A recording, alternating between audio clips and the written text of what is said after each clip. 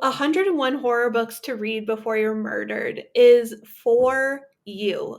And who are you? You are a seasoned horror fan who is looking for maybe the B-sides of an album that you haven't found yet, or you're looking to just wrap your head around some definitions that some essayists in this book are going to cover for you, just to be entertained or to just kind of like encapsulate the last 20 years of horror. Or you are a brand new horror reader, you don't know where to start, you would love to get into horror, and you just need kind of a guidebook to walk you through and navigate such an explosive genre like horror that is just really off the hook right now. So you would want to pick this up and kind of use it as a map to guide your way through a very hot genre right now. Or you have been in it for some time, maybe like the last 10 years, and you want to know what has gone before that, back until like the early 2000s, and what to look forward to in the future. Maybe find a few new favorite authors and explore their back catalog, and then just kind of like enjoy reading about all of your favorite books that you've already read. I mean, that's one aspect of this book as well, is if you have read the book, it is kind of fun to hear from somebody else what they thought about it or how they sell it. And that will help you kind of sell it when you're talking to your friends. So I think there's really something for everyone in here. And it's from the perspective of like an ultimate fangirl who isn't pretentious about talking about horror. It's not going to be over your head. It's going to be like you're at a coffee shop with your best friend talking shit about books. The first thing I wanted to go over was I had written out all these notes about the different types of things that are in this book, and my kind of comments about, what's nice about that and the way the format is. And then I was reading on the back of the book, because it's all like, it's the promo stuff. It's not like what the final back copy is going to be. It says, during promotions, we kindly ask that you help keep the book's features a secret by not sharing the full list. And then I was like, wait, that changes my entire approach to this conversation, because if we want to preserve like kind of the surprise of things, I have to be a little bit more careful maybe about the way we talk about things. Yes, we should definitely protect the list, but I can talk about everything else surrounding it. So how I picked it and why I picked them and blah, blah, blah. Like we can totally talk about that, but like very specific books or like the 10 authors in their feature. Yeah, probably not. Okay. Okay. So we're talking more in vague terms. Yes. General, to avoid spoilers. Kind of, yeah. Okay. That's helpful for me. Although I guess maybe I might end up talking about horror authors that I care about, and it's up to the listener to decide whether they're on this list or not, because it'll be pretty clear. Yeah. And I think that here's the thing. I think that one of the things I think is, well, first of all, when I found out you were making this book, I was like, good. Like, this is the type of thing so it makes me first think of Grady Hendrix's Paperbacks from Hell. And that's a real kind of snapshot of the past, whereas this is more kind of intentionally of a contemporary look at horror. So I'm assuming that this is due to like, we're looking at horror through your lens and what has touched you. Is that kind of what the idea was? Yes, 100%. Yes. And where did you have the idea, or did someone approach you and say, why haven't you done this yet? Me. This was like not on my radar at all. Oh, really? Yeah. How did that go? Like, was it the Page Street Publishing, the people who did it, or? Yeah. So basically, my editor, Alexandria, she approached me in an email through Nightworms and asked me if I was agented, and said, obviously this conversation, you can go ahead and just jump in with me, or like if you have an agent, we can pull them into it. But we just were wondering if you would be interested in this project. And they kind of detailed what they were looking for, what she was looking for specifically. She's a junior editor at Page Street. And I just kind of was intimidated by the entire idea at first. I was like, I don't know. So I told him I wanted to just kind of like think about it. And then, I mean, I already write like all these reviews for all of these books, and I read like 150 to 200 books a year. So I feel like I had kind of a knowledge base that I could go off of, and I could probably talk about horror books for a really long time. So I thought, this is possible. Like, with their framework and their ideas and the way that they want to execute it, I bet I could, you know, work through this. And then I said yes. So So did they have a pretty solid vision of what they wanted it to look like, or did you have a lot of say of like the different elements of the book? Alexandra had a vision for sure, but they really listened to me in terms of what I felt comfortable talking about. Which, when I was growing up reading horror, I definitely have like a very specific uh, context. I was reading a lot of what my mom already had. So I was reading like Agatha Christie and, you know, Dean Koontz and Peter Straub and Stephen King, and really didn't know anything about any kind of indie, um, authors or anything that was just kind of like off the radar a little bit. It was all like really mainstream horror. So I didn't feel comfortable going back into the analogs of history to do like a massive list. Plus, those are like very readily available on the internet. Yeah. Like, you can Google like a Rolling Stone style 500 list of books you have to read kind of thing, and get everything that goes all the way back to like Frankenstein and Dracula and stuff. So I didn't want to redo something. Plus, those kinds of classics would knock off other less noticeable books that I felt were really important to be on a list like this. They would just take up all the room, essentially. Yeah, that makes sense. And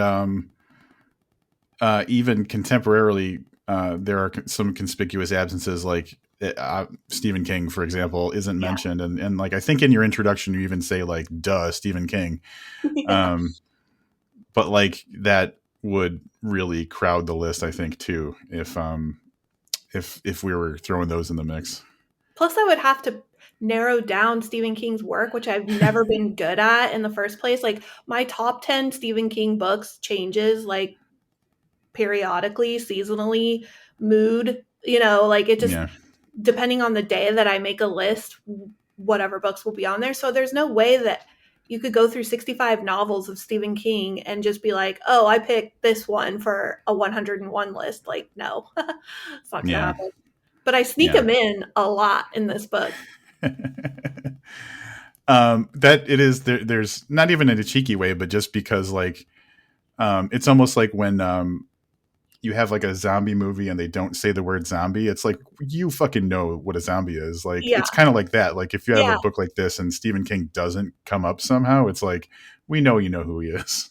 Well, and I just kind of assume that either people know who he is and they've chosen not to read his books, or they have and they didn't like it, or they already are like a huge fan. That's the assumption. Like, out of all of the authors in all of the world, I think there are relatively around like 10 that people can recognize like on the street, if we're really Mm-hmm. honest with ourselves, because they're not like movie celebrities where you see their faces on TV all the time. They're behind the scenes, they're behind the books. So, if you saw Stephen King walking down the street, you would know who he is. There's only a few of those kinds of authors, I think, that totally not relative to their success, just recognizably who they are. Mm-hmm. And so I think everybody knows he is a household name. Right. Right. Yeah. And like, not even just as horror, but like as an American author, like Yeah. as like Yeah. he doesn't, he's that big. So yeah, Yeah. that's a good point. um, then I guess one of the first thoughts I had, especially when I was reading through, when you talk about like the books that are actually on the list, because if a book is on the list, you kind of give a quick summary of it. I don't want to say, it's more kind of like your response thing. It's not like a review saying this is XYZ. It's like, here are the elements of this book. And there's even like a handy little kind of code system that you have. So Yeah. is this drawn from existing stuff you wrote, or is this all fresh for the book? Yeah, I my editor was very clear that this all needs to be original materials. Some of it, I think within maybe like a 10% frame was pulled from previous reviews and such ways that I've talked about the book, because it's impossible to come up with a new way to talk about a book that I've talked about a lot of times. So many of the recommendations on this book I have actively promoted since, 2015, 17, in that range. So for me to talk about a book that I've been talking about for five, Yeah. 7 years in a different way was challenging, but I also wanted it to be fresh for people who follow me on Bookstagram or Twitter or follow my reviews. Like, I'm not repeating myself. So I did, the extra legwork to make sure that there was a lot of original content in here. All the introductions to all the subgenres and then the larger genres is all original. Like, yeah, it's Yeah. all fresh. And then based on that, do you feel like your voice to the reader of this book is different than your voice, um, how you usually talk about books, like either on social media or like with your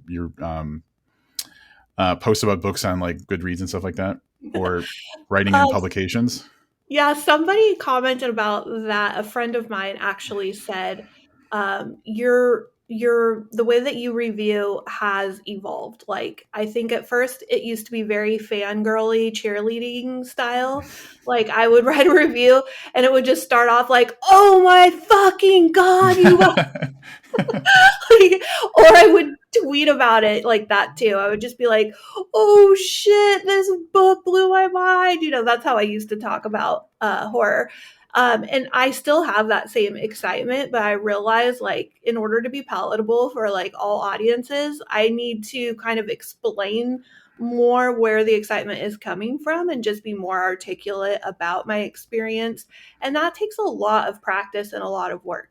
I think at first it's hard to know how to say that you love something, specifically when you're talking about one book. Like, what particularly did you love about this book? So I've had to, like, ask myself, okay, you love it and you want to shout about it, but what exactly do you want to say about this book? So I've really had to fine tune that. Yeah. In my previous conversation with Philip Frakowski, my most recent episode, we got so into kind of the mechanics of storytelling and things that he did to effectively like have me as a reader, be invested in characters and stuff. And it got to Yeah, the point where, like, at some point he was like, "Hey, if you're reading this book, none of this matters. Like, this is just stuff that I do, but you don't have to think about this stuff while you're reading." And right. so what you were just saying made me think about, I think one of the things that I've always kind of fallen into when I'm talking about a book on a podcast or just telling someone about it is I get so caught up in all of the little things that make it the bigger good thing that I worry that I'm losing them and I'm not hitting the big point, which is like, um, it's entertaining. It paces well. Like, the characters are relatable, whatever. I don't hit those big points as much because I'm Yeah. like zeroing in. So is there something that you do to make sure that it really does get the bigger point across? Yeah, so when you're having a conversation with someone, and I do this with people who kind of pop into my DMs on social media and ask me for a book recommendation, I feel like I need to know a little bit more information about what they're looking for. Like, they'll Yeah. just say, "Do you have any horror books that you can recommend?" Which, that is a very large topic. So yeah, exactly. So I just try to ask them more questions and try to narrow it down. Like, what's your favorite horror trope? Like, what kind of horror movies do you like to watch on TV?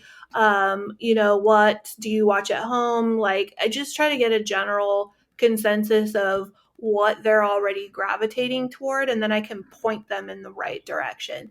But that's like more conversational. So, in the sense of like a book like this, I try to just consider that my audience is made up of like seasoned horror fans, people who are just trying it for the first time, people who've kind of been in and out of it. And I take that into consideration, and I try to like hit those points that maybe would come up while we're having a conversation. So that's why there's like a key sort Mm-hmm. of for each book, so that people can say, I love psychological horror. And you can go through this book and find like all the books that have the psychological horror emblem and know that that's going to hit something for you. Or, and you know, the where I got this idea of kind of breaking it down like that is from Novelist, which is part of your library. So if you have a library card and you look up your personal local library online, you can find like a menu that gives you resources, and then in the A to Z list, you can find under N Novelist, click it, log in with your specific library card that's is your identity to you, and sign in.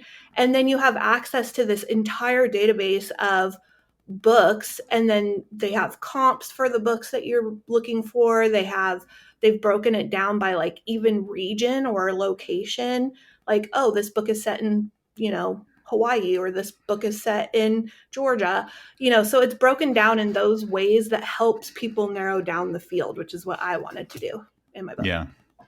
No, that makes total sense. And I think that came up so we did a podcast episode, me and you and Becky Spratford for Lit Reactor, when I was doing that for a brief moment. And Yeah. that was something that we came up with, or came up in the conversation. And it's, to me, I think that anybody I mean, there's people that just read and read and read. And then, but I feel like once you start having conversations about books in one way or another, it kind of forces you to think about what a book is, like the components of a book more. Yeah. And then, so it almost kind of pushes you to do some of that categorization on your own. But then beyond that, knowing that there are resources like that are awesome, because when I was a much more casual reader, I had like the 5 authors I knew I liked, and then I didn't know how to go past that. So like if I knew about novelists then, who knows, like I would, Right. how much sooner I would have gotten to all of the amazing stuff that I love reading now. So yeah, that's an incredible resource that I think more people should know about, and just go to your fucking library in general, because if you don't, you're like doing yourself a disservice. Yes, 100. Like, shout out to Becky Spratford also, because she has taught me a lot about how to recommend books, and has really been instrumental in the way that I have geared my book response. I don't even call them a review anymore. I just call them a response, because a review is more like it puts in your mind like a critical kind of way to think about a book, and saying like yes or no to reading it, which that's not my vibe. Like, I would Yeah. never tell somebody not to read something.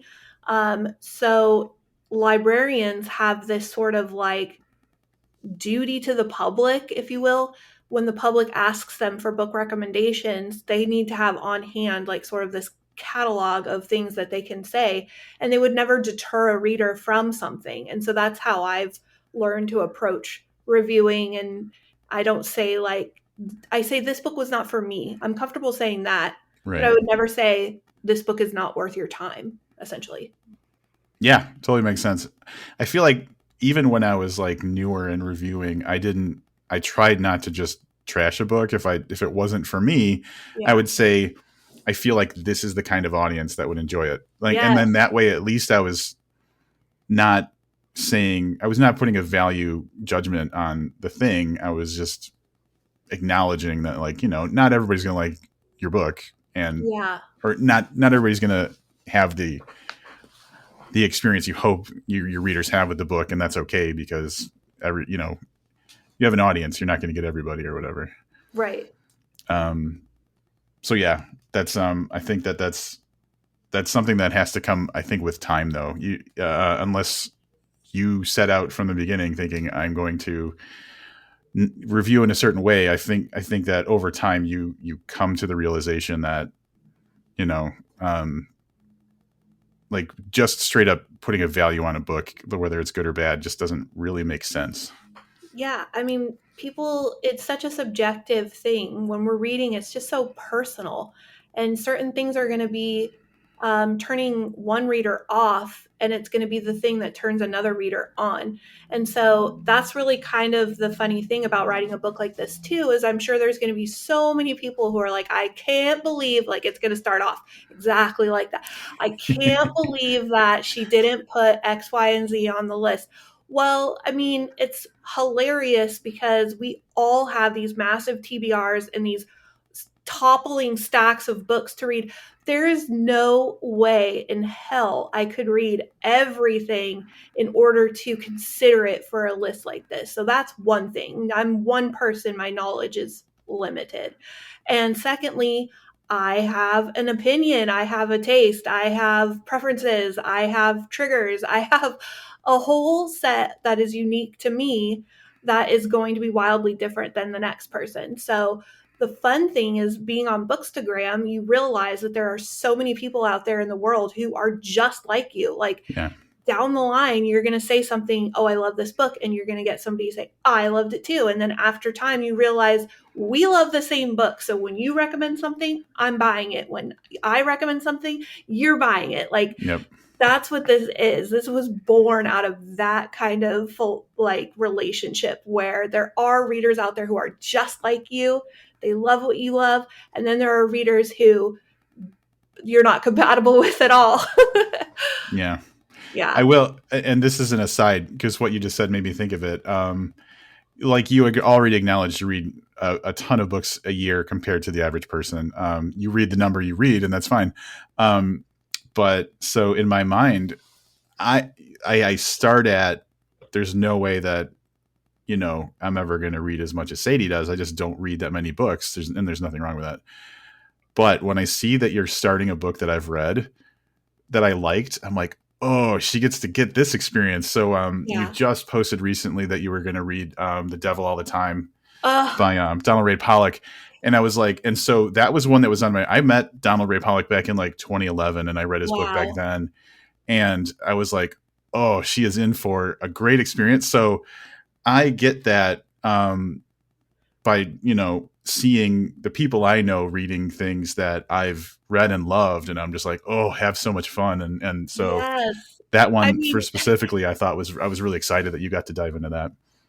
well, and we're mutuals on social media, right? Yep. So we see what each other, what's on deck. I even have that same response when I see a stranger in public reading a book that I enjoyed. Like, and I think that Yeah. that's the same for readers everywhere. It's like a universal love language. Like, you Yep. see somebody reading a book that you enjoyed, and you immediately want to go up to them and be like, "Let's talk about this book. Oh my gosh!"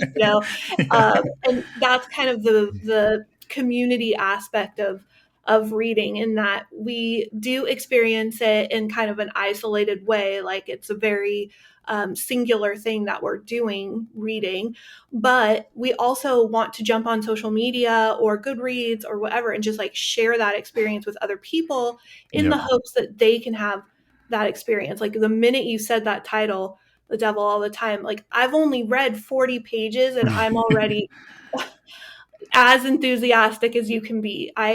This guy's writing is definitely something that appeals to me. Yep. Yeah. Yeah. He's great. And it's a great Yeah. book. Yeah. And actually the movie adaptation is surprisingly good too. So, um, And Tom uh, Holland's in it, I and Tom think. Holland's in it. Yeah. So Yeah. that's Yeah. always good. I love him. And then my other little indulgence is I noticed that you got a copy of Mother Howell by Craig Clevenger, and he's Another. like my brother. Like that Yeah. guy, we go back, and I love that guy. He was the guy who we had on to do the final episode of my original podcast, like to kind of Yeah. close it down. And but then when I saw that you owned it, and I was assuming probably you'd get around to reading it, my mind was like, she gets to see the fucking precision and like the craft work of this Yeah. man, and it's just it's so good. So that's I'm another one I was so excited about. excited. Yeah, and that again is like the power of suggestion, because I love, Paul Tremblay's work. I love Stephen Graham Jones's work, and I was seeing that book pop up on their feeds, Yeah. and they were talking about it, so it made me want to get it. And then Clive like was so kind to ask if I wanted, an advanced copy, and I said yes.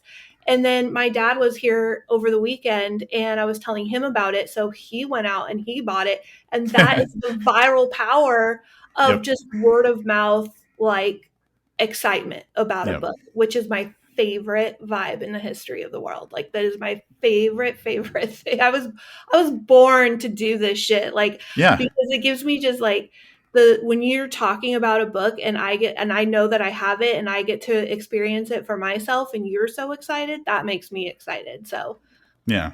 Well, and yeah. you got me fired up for reading Fever House by Keith Rawson. Yeah. By the thing that I don't do that you do is you do posts with your progress in a book, and so if I've read it, I'm like, oh, she's at this part. But if I Yeah. haven't, I'm like, wow, she's really selling this to me. So it is an effective way to. And I know we're way off the book right now, but Oh no, this this is all is part of the book. This is all part of the but book. this is kind of like the fundamental thing of it is Yeah. we're enthusiasts and we're touched by a book in a certain way, we're changed by the story we read and stuff, and we want other people to experience that as well. I think that with your book, the introduction I think sets such a great tone Thank you. because it feels very authentically you. It doesn't feel academic or stuffy or stuffed with purpose. It really felt Yeah. like you were just talking to me and saying like, "Hey, this is what this is about." Yeah. So I hope that's what you were going for because I That think is, yes, yeah, that is it really totally, sets a good tone. that's how I like to talk about books, is conversationally, and I don't like to try to change that in order to put on a writer voice, and just, get into some other kind of style that doesn't feel like me. I really want it to be a feeling like if somebody picks this book up, they have a really good understanding of who I am as a reader, but also how I perceive books and talk about them to others. Like I didn't want to change that at all. My reviews are kind of that way too, like on Goodreads or published in magazines. I talk that way in Scream. Like I always preface my publishing platforms with like, is it okay if I cuss? Because I mean, I that's just who I am as a person. Like it would be weird for me to, and Amazon is so dumb. Like and when you try to review a book on Amazon and you can't say cuss words, and I'm sitting here editing myself saying, like frig or effing instead of fuck, and it's just like what we're adults here. Like I mean, can I just talk like how I talk? So I don't try to put on airs or something that I'm not. Like I wasn't born to be a writer, I was born to be a reader, and now I just Mhm. want to talk about books. And I love it. Yeah, I think it does set up first of all kind of like the voice will hear with the subsequent like sections and explanations of types of categories and stuff, but then also just like the way you talk about books. But that's how we talk about books. That's when you're talking to someone and you're like, oh my god, you have to listen to this. It's not like, Yeah. well, I believe based on these factors. You don't talk like that. You No, talk like you hopefully not. talk. So Yeah. yeah, I think that was a good way to start out the book. But then really appreciated how it was broken up into some of the categories and stuff as well. So I'm assuming if it was me making this book, this would probably be the thing that would take time is figuring out what makes sense to how to break it down, like how to break it down in a way that makes sense, I guess is what I'm trying to say. But then also what fits where and why. So was that Yeah. like a challenge for you? Yes, it was such a challenge. I mean, just to peek behind the veil a little bit, I had to fight to have short story collections in this book. Really? Well, so when people say books, 101 horror books to read before you're murdered, some people will hear the word book and they will think novel. And for me, just being in the world of books, I know that books can be novels, they can be short story collections, they can be novellas, you know, anthologies. So I won't necessarily, the fight is the wrong word because they are very gracious and listening to me. I just had to preface this list with saying that some of these are going to be short story collections, and is that okay? I didn't want to go with anthologies because that brings in like a ton of different authors, which is like a Yeah. whole kind of different thing. But like, can it at least be singular author short story collections? And they said, within reason, like, can there at least just be like 10 or 12, but the rest be novels, or novellas? And I thought that that was fair, because I think that it's tough to categorize a short story collection. So I knew that that was going to be a Right. challenge because they're so eclectic in their tone and style and subgenre. So it was hard to, we tried to filter those in under like, supernatural or eco horror or what. We tried to do that at first. And some of those short story collections do kind of gravitate toward a certain subgenre, like cosmic. But at the end of the day, where you're like, let's just put them under short stories. It's so much easier just Yeah. to say, here's all the short stories. That makes sense. Yeah. Because, Yeah. like, I just think about, I don't know why, but the first thing that came to mind was John F. D. Taft has a book called The End in All Beginnings. And Yeah. that's all over the map. Like, I would not, you Yeah. cannot categorize that into No. one like subgenre. There's one's literally on a foreign planet in the future or something. So, like, Right. yeah, that you couldn't put them all together. So, Right. yeah. No, we tried. It was bad. Yeah, that would be, I feel like the work for me would be, because then I want to test it and be like, is this the right place? Does it fit somewhere else? And like really, because then I would be like, I know people are going to challenge me if I got something wrong. So I don't want Well, to. yes, and that's how I game the system a little bit with the categorization, like the little icons that are throughout the book to let people know, like, oh, this is psychological, or this is that, or this is because so many books fall under multiple categories that I didn't want to try to squeeze them into one subgenre and be like, that's all that this book is about. Like you brought up Fever House. Fever House is a complete mishmash of, crime and drama and apocalyptic and mystery and rock and roll. And I mean, it has so much going on in those pages that it would be, um, you know, kind of difficult to pigeonhole it into one subgenre. Right. So I was thankful that I had other ways to kind of identify the book for people. Yeah. Yeah. Yeah. No, that totally makes sense. And actually, I didn't really think about that before, but having that little key with every book really does kind of, so like, it's like kind of a general grouping. And then when you're looking at the individual book, it's like, this is what this specific book is really about. So no, Yes. that's super helpful and really clever. So congratulations Oh, on that. good. Yeah, because you know how sometimes you'll look at a book and be like, this is a haunted house book, but secondarily, it's also psychological, or secondarily, it's also, a mystery, or it's a cosmic haunted house.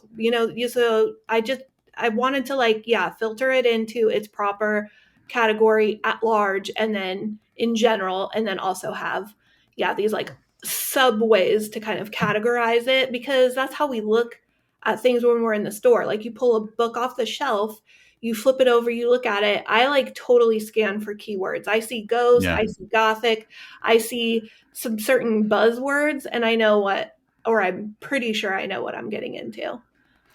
And it's really, now that we're talking about this, I go back to, because I just talked to Philip Fracassi about Boys in the Valley, and I literally started the conversation talking about possession stories, and he immediately pushed back, saying that he didn't think it was specifically a possession story. And then we had a whole conversation about it, and then like we kind of came around to the idea that the real thing is that there's like an evil influence. So like he was trying to be ambiguous about it, and then we were talking about your book, and it's in the like demonic possession kind of situation, and he's like, ooh, maybe I shouldn't have said all that stuff. Yes, I mean, if I'm going to share that book with people, there are certain buzzwords that sell a book, like you said. And there are fans who gravitate towards something regardless of what it is. You have like your vampire junkies, you have people who will read anything to do with witches, you will have people who like the scariest thing for them is demon possession. That's one of mine. Yeah. And if you tell someone this has demon possession elements in it, it's an insta buy. And Right. That's why, there are, so whether or not an author like agrees or not with the categorization of their book, I think I know how to sell it to other readers in the sense that like it has these elements and I know that people are looking exactly for that. So Yeah.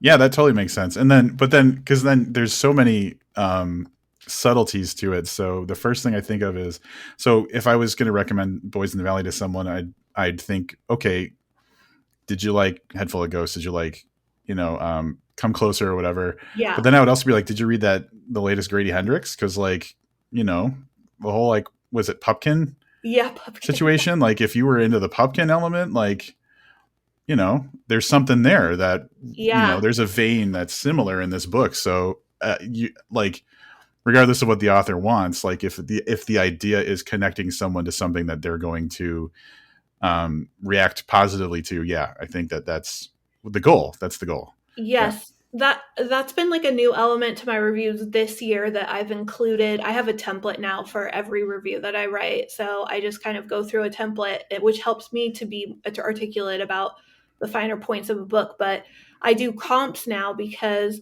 I feel like there are vibes that I get that are not necessarily like apple for apple style comps, but they're more like a vibe.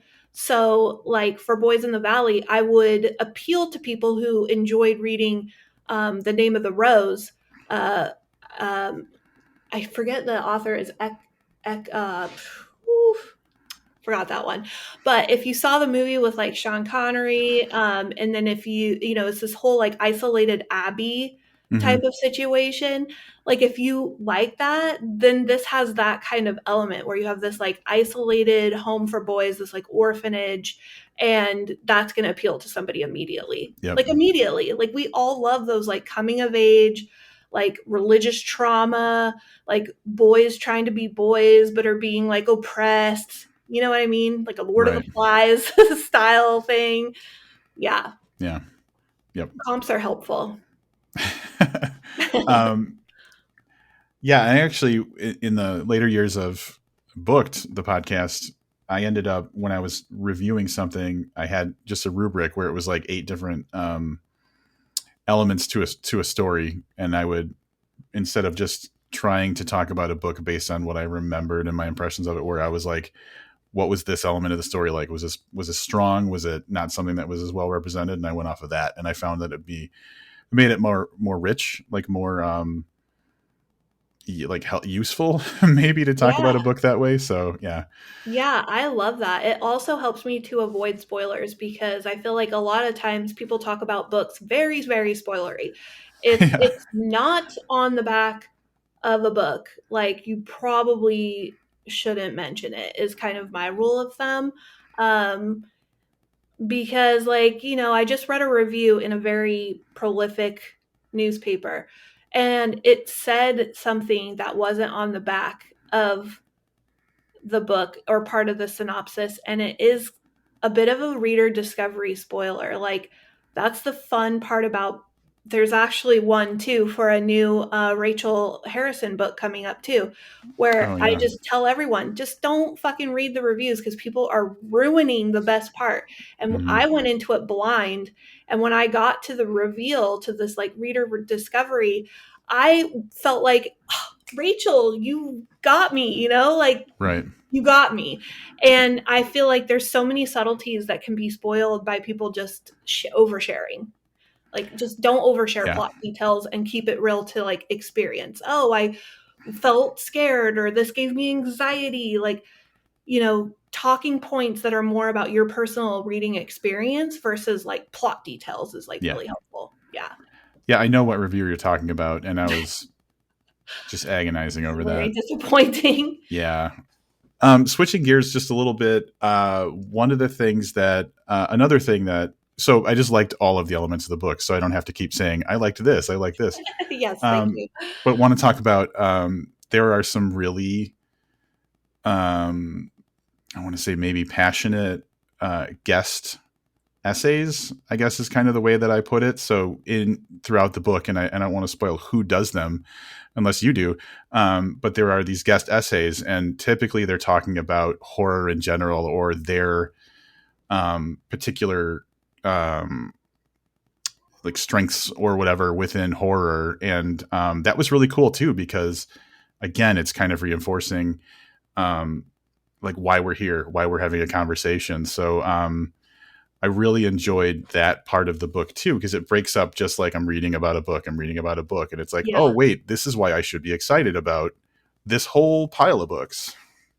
Yeah, there were messages that I felt were important to convey to people who would be picking up this book, that I felt were important to say, but I didn't want to say them. I think that there are hugely talented people in the horror writing community that have a lot to say based on personal experience, that could share those things better than I could. And so I did ask, would it be possible if we could have people talking about things that I feel is important but don't want to necessarily write myself? And they loved the idea. And when they pitched it to the bigger people involved in this project, they actually told us that we could even invite more people. So at first it was just like, could we have one or two people? And then it snowballed into the 5 essayists that we have. And all of the essays bring something super unique and powerful and informative to the conversation that I think is just a huge asset to the book. I don't think the book would be even anywhere near as informative as it is if those essays weren't in there. I think they're extremely important to the body of the book itself. And they all really just went for it. Like Yes. it's not like it's like, oh, I'm writing a little thing about why horror makes me happy or whatever. It's like I'm talking about my identity, and this is like the Yes. most important thing to me. Like they really went deep on it in a way that I wasn't expecting. Yes, I love it. I'm so glad you brought that up. It was when there were certain essays, well, really with all of them, I was completely blown away. They nailed the assignment. Nobody had to go back and do anything. The only thing that was asked of them from the editors was we did have to try to fit each essay onto like its given section. So there was like a few word counts that had to be compromised, but nobody edited voice or anything that just felt super important. Like we really made sure that those essays, as they were told, are the way that they are represented in the book. Um, like, when I first started out, there's so many things that you learn from other people that you wouldn't necessarily learn if you were just bumping around by yourself picking up books. Like everything that I've learned that is of any value is because I've, listening to people talk about their personal experience in the book industry and then also as like readers. And I think it's just extremely important while we're reading to also hear those perspectives, those unique perspectives that just give a little bit of extra insight into how to respond to these books. Like, when you're reading When the Reckoning Comes, you don't want to look at it with, any kind of your own narrow vision. You want to be able to take the whole scope of the knowledge behind that book and the experience behind that book and what is Latoya McQueen saying, like here, like what Latanya, excuse me. What is the overarching reason that this book is in existence? I think that's really important. I think we Yep. do just kind of enter into a consumer driven way of reading books sometimes. Like if you're on TikTok, people buy these large hauls and then, these books just linger on shelves without being read, and people feel pressure to read all of these books. But it's not a competition, it's not just consumption.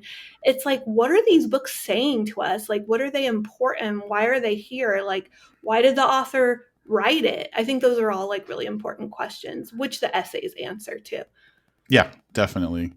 Um, and that immediately makes me think of talking to Alma Katsu about the fervor, Yeah. and how she's definitely evolved into her historical horror books kind of blatantly being commentary on things that are happening in modern Yes. society. So like the Japanese internment camp story being fundamental to the fervor is a huge commentary on, anti-Asian situations because of the pandemic and everything like that. So um, the book is great on its own. Yeah. Understanding her cultural lens on that, and why it was important for her to tell the story makes the book better. So understanding the storytellers and the community informs and makes the reading experience can inform and make the reading experience. I think sometimes people just write to be entertaining, and that's completely fine. Yeah. But Yeah. having a bigger context, I think, is helpful for appreciating the stuff you're reading. Yeah, especially in the genre of horror. I mean, horror is such like a visceral, personal thing, and we experience that emotion all the time, just living in this world. So with all these different storytellers telling stories and having these like social commentaries and personal asides and things that they want to say through their characters or about their characters, it's important for us to gain context like you're saying. And that's not to say that like you have to go out and listen to all the interviews and podcasts. I mean it's already hard enough to get through like our TBRs, not to mention like, trying to do like a deep dive on every single one of them. But Right.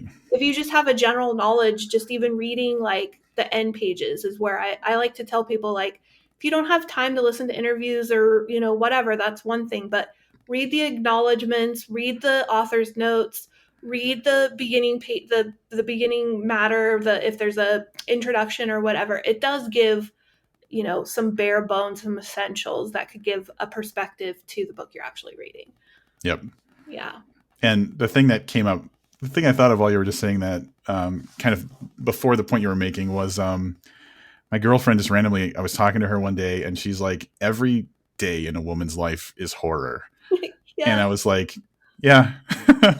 So, but there's so much that a woman goes through that, is horrible or whatever.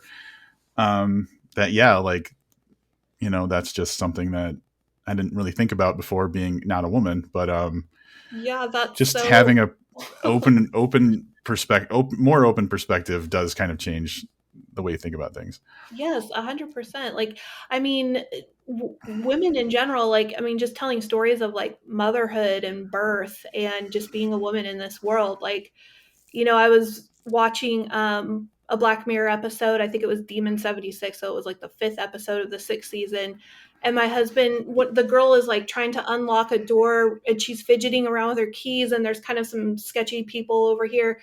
And my husband was just turned to me and he was like, I can't believe like women have to just go through this life as like jittery, scared little rabbits, sometimes like that sucks. And I was like, yeah, that's why we fucking write and read horror and we're addicted to true crime. I mean, it's all homework for us, it's all of us talking about our trauma and then learning about trauma so that we can avoid it. That's like our whole thing.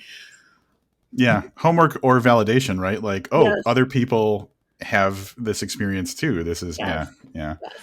Um, yeah, I'm definitely not qualified to talk about that. But that, when my girlfriend said that, it was just so succinct and so Yeah. like unavoidably true, that I was like, oh man, I have this privilege that I have to, you know, think about. It's so cool that like, we can all read these horror books from different perspectives and really gain a lot of insight, and just kind of sit back with it and listen to it and receive Mhm. it. Yeah, yeah, Yeah. for sure. Cool. I one of the reasons that I do this though is because I like to dig deeper. I like to talk to the author and see like what inspired things and stuff. And I got kind of hooked on that when I was back doing reviews and just talking to another. Here's the thing: you don't have to do a podcast. You don't have to interview the author. If you talk to another person about a book you read, that's going to enrich your experience of reading that book.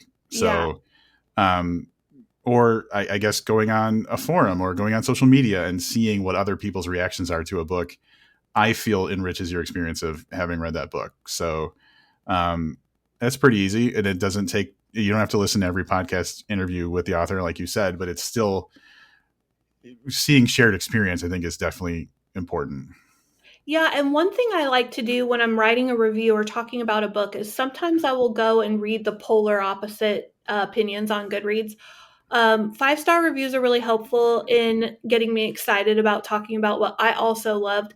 And then reading the 1-star reviews helps me to think critically about my own feelings, because sometimes I have blind spots when it comes to like a favorite author.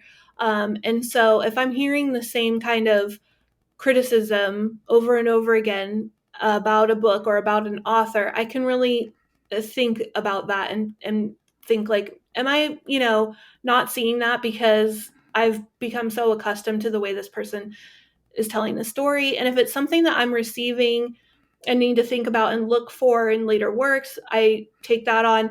But if it's something that I feel strongly opposed to what they're saying, I like to kind of integrate that, not singling those reviews out, obviously, but just Right. digesting it and then letting it inform how I'm going to talk about those same issues. Like a lot of criticism about certain authors will be like, I just, I can't get what the way this person tells a story, or like, the beats are off for me or whatever.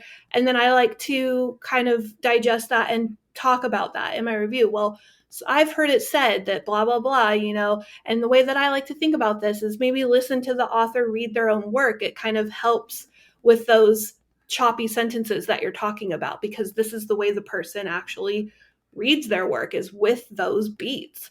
Yep. And so I find that that's helpful, is to read the 5s and the 1s. Sometimes the 3s are really good too, because those are really honest. The 3s are the most honest reviews, in my opinion, because they're saying, hey, I liked it enough to not give it a 2 or a 1, which I feel like are, the poor side of the scale. And I didn't love it as much to give it a 4 or 5. But here's what I liked about it and what I didn't. The 3s are great. I love to spend time in the 3s. Yeah. I don't use stars, but I No. like to Yeah. read them. Yeah. And I just thought about one of the things when you're talking about seeing what common objections are. I feel like, and I don't know if it's happening so much now, but Chuck Wendig used to get just nailed all the time for like the way his sentences were structured, or the way that he, like, there was kind of like a staccato way that he wrote Yeah. that bothered people. And like, after seeing that enough times, I was kind of aware of it when I was reading his stuff, and I was like, okay, maybe, but I don't care. Like, it's still like really I entertaining. know. So I know. He's the one that spoiled me for short chapters. Like I tell him that all the time. Like going through the Miriam Black series, which is I think 7 books, so you really get immersed in those short chapters where like you turn the page and there's just like 2 sentences on it and you turn his yeah, chapter the next chapter. I fucking love that stuff now. Like yeah, I get into a chapter that's over 25 pages and I'm like, come on, yep, where am I going to put a bookmark in? Like I'm tired. yep, yep. No, I hear you. Yeah. I think, yeah, he's like right up here. There we go. There you are, Yeah. The Miriam. Chuck section. All right. So one of the other things about the book is author spotlights. So without necessarily naming authors, the spotlights is an interesting thing, because instead of just calling out an individual book on as part of the list, this is an author where it's like, here is a bigger look at this specific author and their body of work. So in my mind, I'm thinking this came from like in my, if it was me, I'm not choosing one book of this specific author that's on the list, so I'm guessing that's where that came from, like a little Yeah. cheat to be able to talk like a little greater length. But at the same time, the cool thing about that is like probably these are people that are a little bit more recognized anyway, and so there is a bigger conversation to be had about them, maybe. So am I on the money with that, or pretty close? Yeah, I mean, there are a few that I chose them because I feel like they are a little bit lesser known and need a pump up, because when I discovered their work, and I'm thinking of someone particularly on the 10 spot, but I'm not going to say, but when I first read the first book of this particular author, I was actually pissed that nobody had told me to pick up this person's book before. Like I very much accused the people around me, as in like, if you have read this book and you didn't tell me to read this book, like fuck you guys.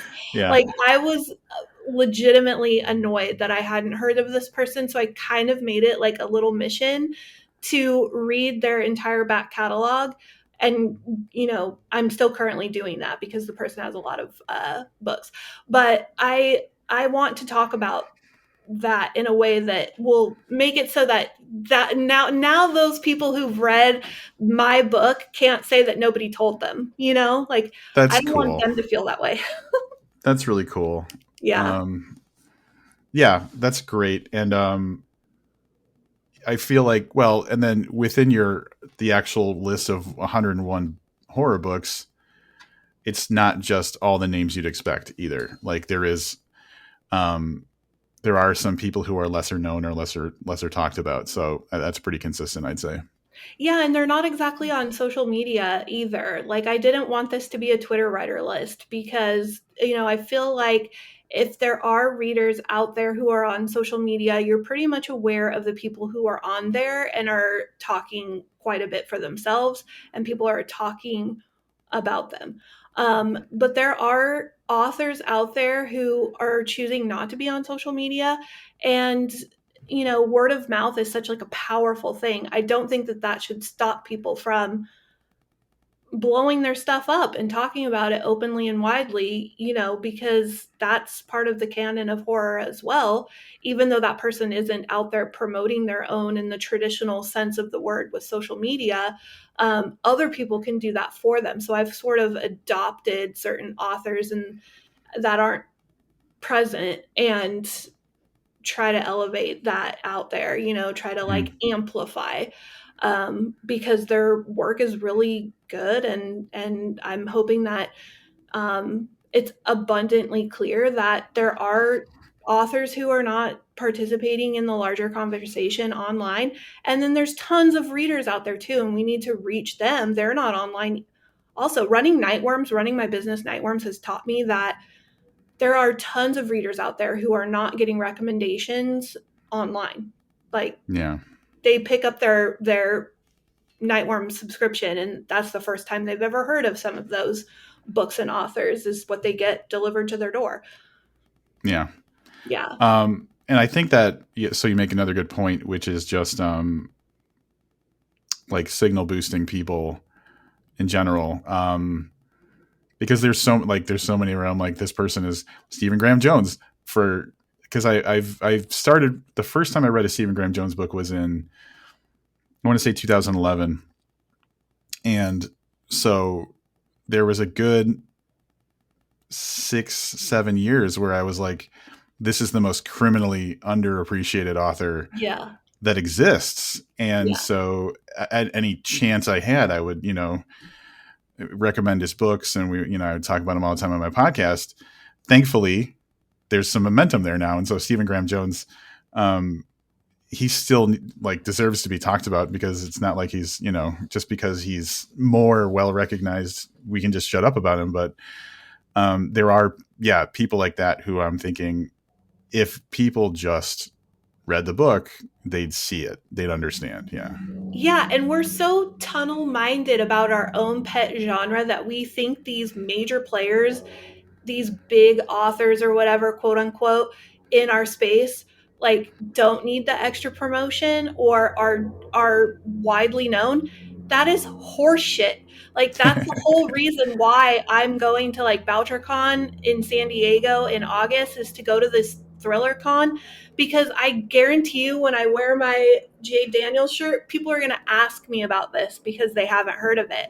Like, there we think that everything, the horn has been tooted. I'm here to tell you, no one has tooted like, you can always toot the horn of your favorite author because there's tons of people who have like fucking Adam Neville, one of my favorite authors.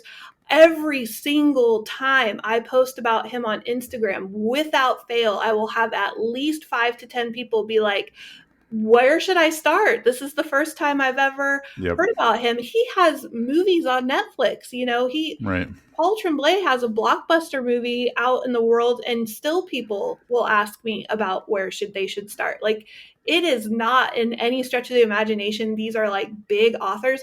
Tons of them have second jobs because they're not full-time writers yet, Yep. Yep. even though they're published and publish something like once or twice a year even, like you can still talk about these authors. That it's important to, amplify and boost the signal and keep talking about it. Like the work is never done Yeah. if Yep. you're passionate about it. Yeah, absolutely. Yeah. And there's the ones where there's the people I always talk about, and like, Craig Clevenger's one of them, because I've never read, so like, this is just me being passionate about him, but the closest I've gotten to someone's like writing craft being so like precise and perfect and like well honed is like, did you read Shadow of the Wind, Carlos Oh Ruiz yes, Zafon? yes. Like, Carlos yeah, Ruiz Zafon, or yeah, yeah, yeah, yeah. which is right there. Like, it's that level of craftsmanship. Like, if you ever read Clevenger's Contortionist Handbook, you'd be like, I don't think I've ever actually read a book before today, because it's so well written and so Wow. just, and it's got that kind of effortlessness where it's Yeah. like you overlook maybe that it took so much work to make it feel so effortless, and so that's kind of like the Clevenger Yes. thing. But so I'll always shove his books on everybody, because like, it's an experience where you're like, I see. I love that. I mean, that is how we become fans of anything. I mean, I attribute my horror passion to my mom, who Hmm. was recommending horror to me when I was super young. That's where I get my music taste, what my parents were listening to in the car. Like, it's exposure to things. And so being on Bookstagram and being exposed to all these different readers who are consuming all these different things that they're passionate about and talking about. And then you get on TikTok and you have like a younger audience along with some older people too, but I mean generally there's some younger people on there who are discovering books that we read, a long time ago. They're just now discovering it, and it is such a joy to watch them be like, have you read, Yeah. Shadow of the Wind? Oh, it's so good, blah blah blah. And now that's going to inform their preferences for all of these new books that are coming out. They're going to be like, oh, that's like, you know, Yep. I'm that old. Okay. I'm 47. Like, it's like in a grandma style way. I like really love the fact that there are kids out there who are experiencing old books for the first time, because there's not an expiration date on these books. So even though I'm reading a lot of new titles per year, I make time for something like, The Devil All the Time, Yep. because that's not a new book, but it's new to me, and I'm going to preach it from the rooftops. I can already tell. So, Yeah. it's a Yeah. powerful thing. And that's great. Like, I feel like if you do kind of tunnel down into a one specific type of book, you're limiting yourself. So, it is nice to kind of like step out and do something different. Yeah. Um, and one of the things that, having been paying close attention to books now for, I don't know, 12 or 13, good Lord, it's just, it's so long now. Yeah. I love seeing a super fan pop up. Like, the best example I can think of off the top of my head is, Greg Green, Yeah, who I love is, Greg. um, for people who don't know, he's, this massive Stephen Graham Jones enthusiast. And Laird And Barron. He's a huge and Laird Barron junkie. yeah, I was about to like, Yeah. beyond that as well. Like, he has great taste, and I think he's a big fan of Nathan Ballengrid too. And like, Yes. he has great tastes, but he has this kind of drive to, he's like a collector. He's got this like drive, and so he finally just recently completed his Stephen Graham Jones collection, which is not an easy task, because Right. like I said, Jones was so underappreciated in the like 2010s that everything that he published back then is out of print. So it's Yes. like, you got to find it somehow. And thankfully, I've got a stack of Jones right here where there's some stuff where I'm like, I could get hundreds of dollars for these. And, but like, seeing this person who I remember when I first saw him, he was asking about, hey, what other stories should I read? And he was just kind of like feeling out like, hey, I found this new author I really like. Where do I go from here?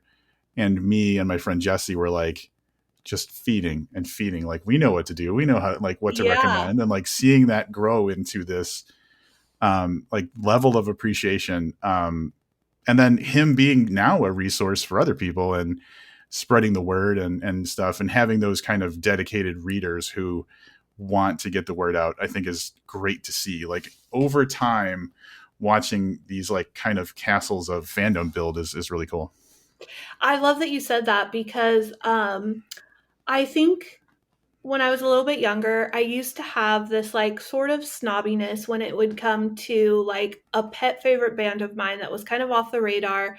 I would actually secretly resent the fact that like people were listening to them or like getting into them, or you would hear like their song on the radio or in a movie and you're like, God damn it, like that was my jam and it was mine alone and I feel super possessive about it. Like now I'm not even going to listen to this band. I'm going to move on to some other like very alt band. But now I again, this all comes with age because we mature hopefully as we grow up. Um Now it is so much fun to turn people on to pet favorites and to be like, you know, watching them even exceed what your library looks like Yep. because Greg's out there running down, you know, copies that don't even exist. And it's like really, really cool. I love super fans. I love these like dedicated bookshelves. Like he's creating these like curated dedicated bookshelves. Another one is Book Monster. I was going to mention him, but Yeah, I with was his trying to remember his actual name. George. George. Yes. Yeah. Yeah. Yes, with his Paul Tremblay fandom and Yeah. literally any he has quite a few pet favorite authors where, you know, he's making these like dedicated shelves. And it's really cool and it's also kind of speaks to I won't say the popularity of a certain author, but it speaks to the hmm I would say it speaks to more of like the fandom and how like personal it is like to a person because we can all love like an author and all of us like rally around that author and be like, yes, we love it, we love it. But some people it's highly personal for them. They have found a Yeah. message in there that really resonates with them and that's a special thing. um you know, I'm sure authors are extremely flattered when they see somebody go whole hog like that. Yeah. And I love to be educated too. There's so many rabbit trails of like where these authors have published like originally like short stories in like magazines that are available for free. And I love that they pass that on to other people. Like, did you read this little short, you know, freebie or this or that? It's great. Yeah. It's a community thing. It is. And that makes me think about one thing that I've thought about with because you've seen it over the years where it's like either if you're like a real dedicated listener to a podcast and you listen to them all the time, eventually you'll hear them say like, someone reached out to me and said, this got me through my cancer journey or whatever. Mm-hmm. And so yeah, there is that kind of like personal connection that you can't anticipate. Like you can't create your content in a way knowing this is going to reach a person. And I boiled it down in my mind to the kind of idea that like the need finds the art. Like Mm-hmm. you, as a person who's consuming something, the connection happens when it does. There's no way that you can kind of predict it or force it. Like the connection just happens. So the best thing you can do is just keep consuming and finding new things because that's going to open up the possibility of these like deeper connections to happen. So, Yeah. and then again, that goes back to making sure that we're recommending things to people and making sure that people know about it, which is 100%, you know, what this is all about. And, Yeah. but also very necessary because, another example of something that I would think would be a no brainer. So I'm a huge fan of the book, The Raw Shark Texts. And, yeah, if you're familiar with it, What did you say? The Raw Shark Texts I haven't by read that. Stephen Hall. Okay. So it's, Yeah. it came out in like the late 2000s, like 2007 or something. And one of my favorite books ever, probably my second favorite book ever. I own like 11 different copies of the book. What? They're all like right here. They're all like British first edition, Canadian first edition, US Cool. first edition, signed copies, whatever. And he went about 14 years between publishing that book and his new book coming out in 2021. And I had told so many people about this book, made a ton of people read the book. Um, and then, so when the new book came out called Maxwell's Demon, I did it on the podcast and I was social media all over about it because I was so excited that this book was finally here. And I can't tell you how many people were like, I didn't even know he had a book coming out, Yeah. who really loved that first book. And so, yeah, we have to talk about it. Yes. We can't assume that because I knew about it, everybody knows about it. Yeah, that is so important because, like I said, I was so mad that I read this amazing book that kind of blew my mind. No one had told me, and it had been out for like a really long time. And when I talked to the author later, just to thank them for even just writing the book because it was so special, they relayed to me that, like, yeah, when it first came out, it kind of, didn't go anywhere. And it was only due to a resurgence, like on Reddit and different people like Buddy reading it and talking about it on Bookstagram, that it saw another life, which, Yeah.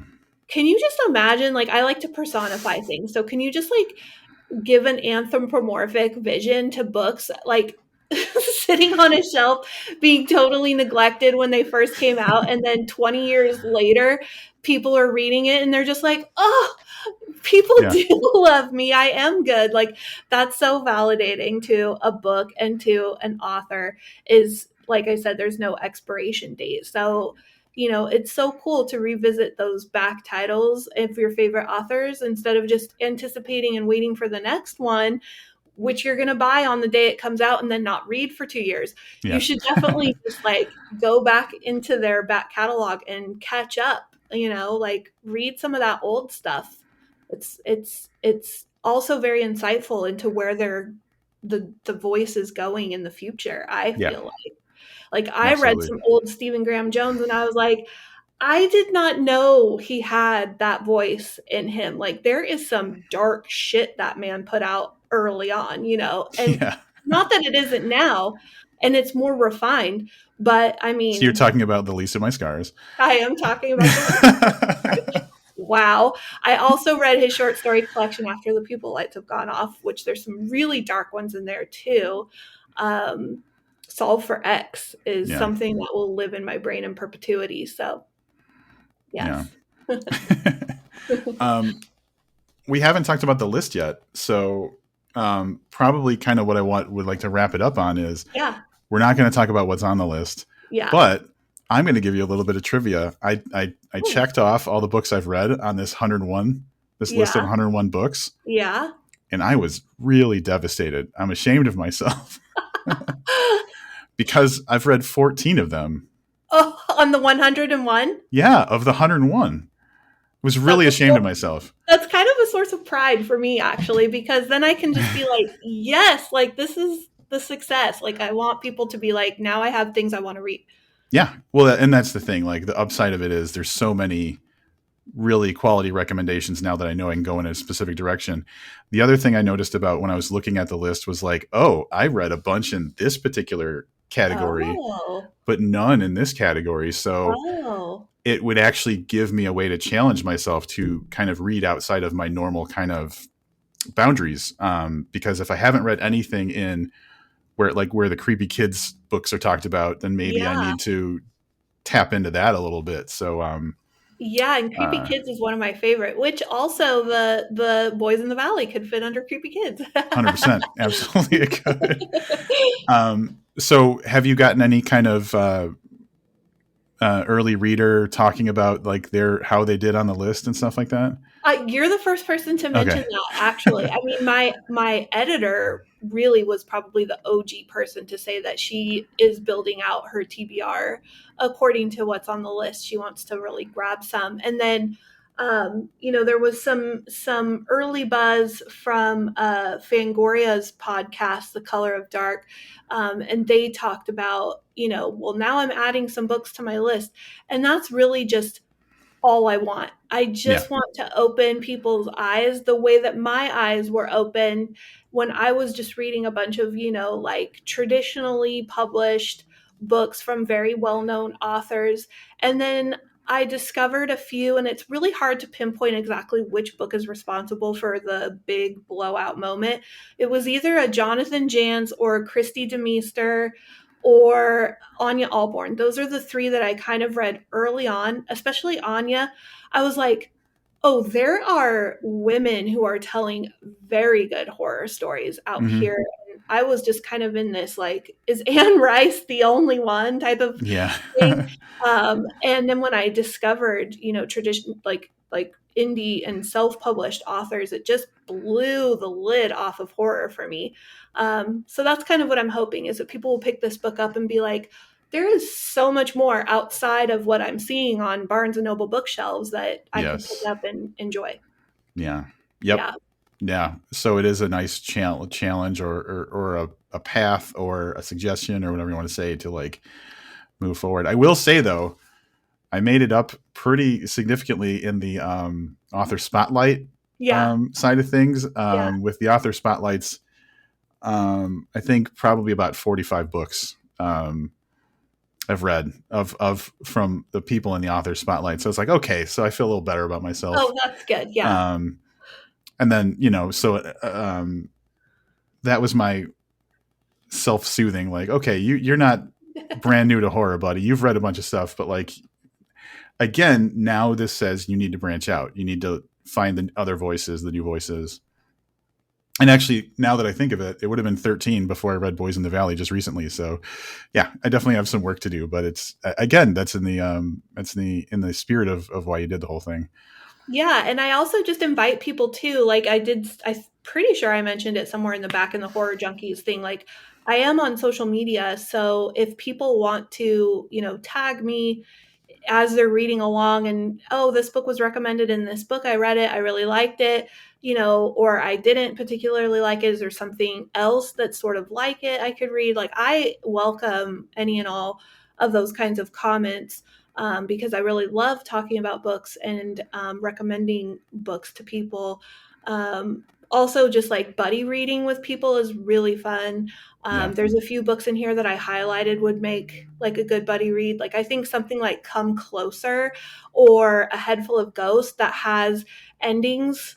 I'm thinking of Ending Things by Ian Reid. Like just something that will provoke long, open ended conversations about what exactly happened according yeah. to the individual reader.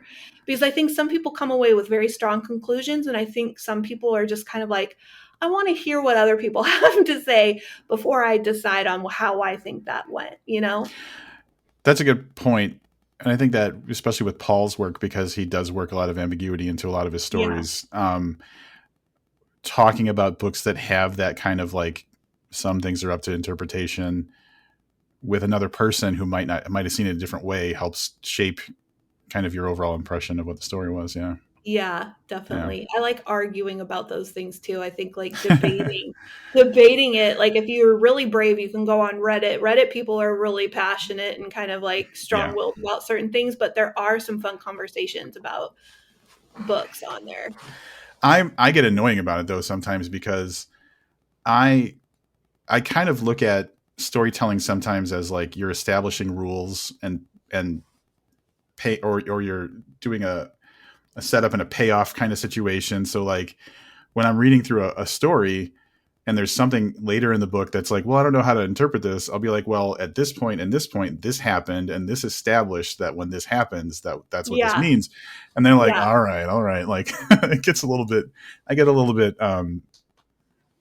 like process. I get into the process of it, and I get really picky and detailed, and I sometimes that think takes the that fun out that's of it. cool. Yeah, no, I think that's cool. I know a lot of people like you. Like I'm kind of the person who gets in the back seat and lets the author drive. I've told that to people a lot of times. I'm not out there solving thrillers. Like there are so many people who post like, "Oh, I saw the ending coming," or "I saw the plot twist," and I'm like, I didn't. I didn't Yeah, see anything coming at all. I mean, movies are a different story. I can predict movies pretty well, but because the music and everything like tells me the yeah. smoking guns are more obvious, but like I can't figure shit out at all. So I really let the author do the driving, and then I love talking to people who break down the mechanics and the plot holes and the story elements. Like I love having those conversations with people because I'm like, oh, that really unlocks the whole thing for me. That's what I do.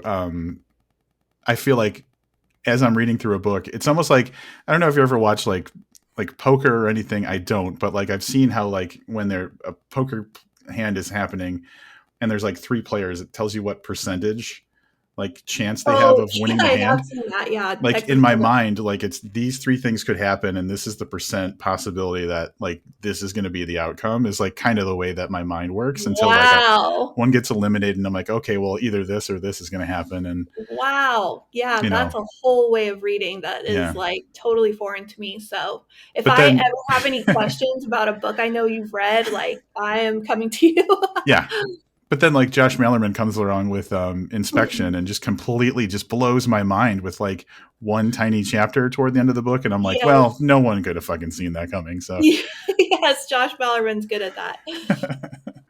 so before we wrap it up, is there anything maybe that I left out that is important to say about the book? Oh, I mean, I guess it's out August 8th, I believe, right? August Yeah, 8th? the book is out August 8th. The publisher is Page Street Publishing.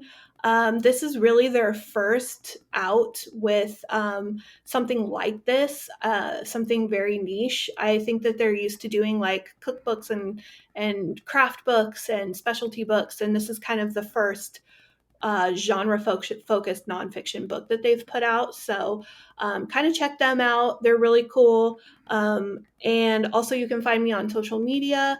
I am doing very poorly on TikTok. I've not gotten the hang of it. And I'm on Twitter and I'm on Bookstagram. So, and I'm under the Mother Horror Sadie Hartmann handle. You can find me easily. You have been, since I discovered you sometime in the last few years, just like the example of what an enthusiast should be. And Oh, wow. I think that you are a huge asset to horror and horror authors. And um, yeah, just really appreciate your voice and all you do to elevate the work, these amazing, and it's just the right time. Like it's so, I was having a conversation with Josh Malerman back in 2017 or 18, and I was like, man, all the horror books that are coming out this year are just insane. I haven't seen it like this before. And he's like, we're in a moment. We are in a Yes. moment. And that moment has just gotten more big. And I didn't expect it to be just continuously growing. So, but when that happens, there does need to be kind of shepherds that point the way. And you're definitely one of them. So thank you for your contribution to the horror world and for this book as being a big part of it.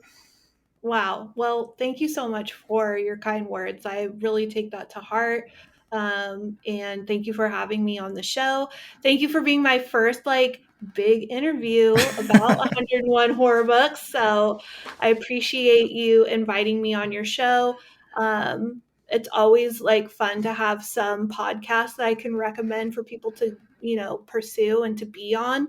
And I had a really wonderful time here. So